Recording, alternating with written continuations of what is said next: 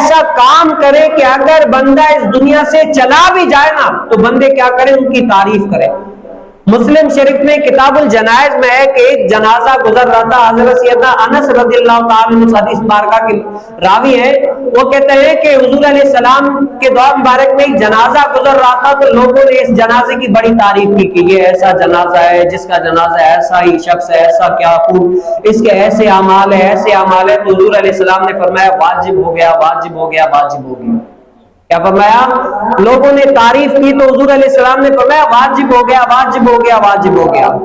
اور پھر اس کے بعد ایک اور جنازہ نکلا جس کی لوگوں نے مذمت بیان کی، برائیاں کی، تو حضور علیہ السلام نے کیا فرمایا؟ واجب ہو گیا، واجب ہو گیا، واجب ہو گیا۔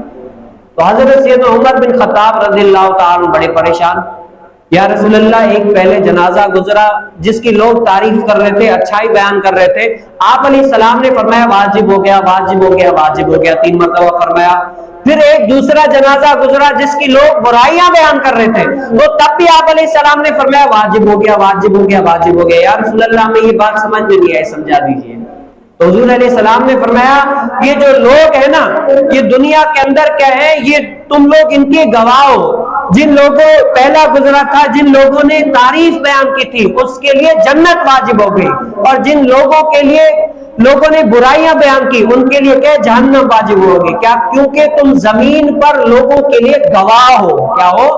گواہ ہو، جو تم لوگوں کو دیکھ رہے ہو کہ وہ کون سا اعمال کرتا ہے۔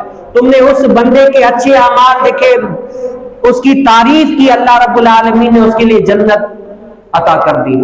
اور لوگ ایسے تھے جن کی تم نے برائی بیان کی، وہ گناہ کیا کرتا تھا، بڑا فاجر تھا، تو کیا ہے تم لوگ گواہ تھے، اس کے دیکھا تھا، اللہ رب العالمین نے اس کے لیے جہنم مستحق کر دی۔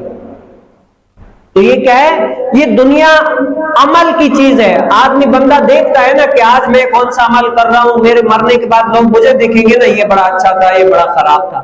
جو جیسی لوگ تعریف کریں یا برائی کریں، میرے عمل کے مطابق اللہ رب العالمین مجھے وہی جزا دے گا۔